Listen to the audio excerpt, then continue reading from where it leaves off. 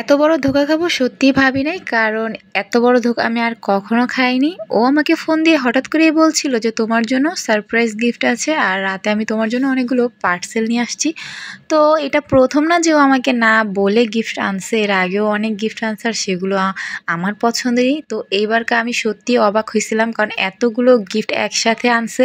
আমি একটু অবাক হয়েছিলাম, যে শুধু আমি অবাক হইনি, আমার ছেলে মেয়ে অনেক অবাক হয়েছিল। আর তাদের রিয়াকশনটা একটু দেখেন। কি কি কি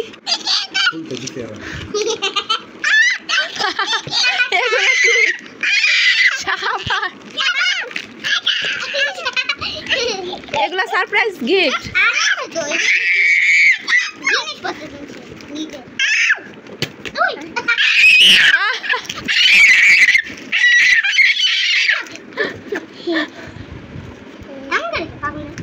বড়টা কি আছে?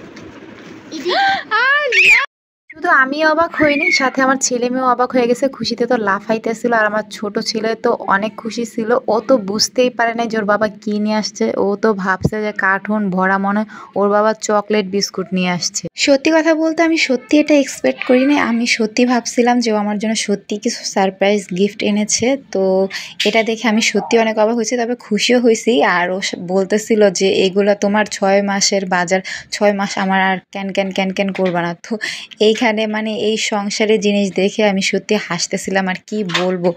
ও ও হাসতেছিল, আমিও হাসতেছিলাম, যে সত্যি এখন আমি মানে এই পর্যায়ে, এই এজে, মানে এই বয়সে এসে পড়েছি যে আমার হাজব্যান্ড আমাকে এগুলো গিফট করতেছে। তো অনেক দুষ্টামি করতেছিলাম, ওকে বলতেছিলাম। তো বলতেছিল আমার কাছে আর ক্যান ক্যান গ্যান ম্যান করবা না, 4 কার্টুন এনে দিছি, এখন তুমি এগুলা কিভাবে সংসার চালাবে এটা তোমার উপর।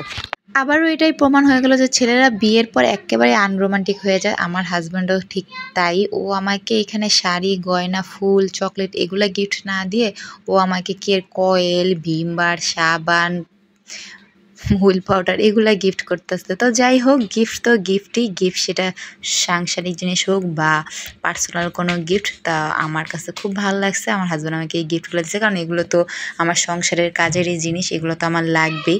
তাও ভালো হয়েছে, আমি পেয়ে খুব খুশি হয়েছি। এগুলো দিয়ে আমি এখন পাতিল মাজবো, টয়লেট পরিষ্কার করব, আর কাপড় চোপড় ধোবো। তো এই আর কি। তো ওইগুলোকে একটু সাজাইতেছিল আর ই করতেছিল, বলতেছিল এগুলো ভালো করে রেখে দাও। তো আমার ছেলে মেয়েও এগুলো দেখে অনেক খুশি হয়ে গেছে, আমিও খুশি হয়ে গেছি সাথে। তো এগুলো বাজ করে আবার কার্টুনেই রেখে দিতেছিলাম, কারণ সবগুলো তো একসাথে লাগবে না।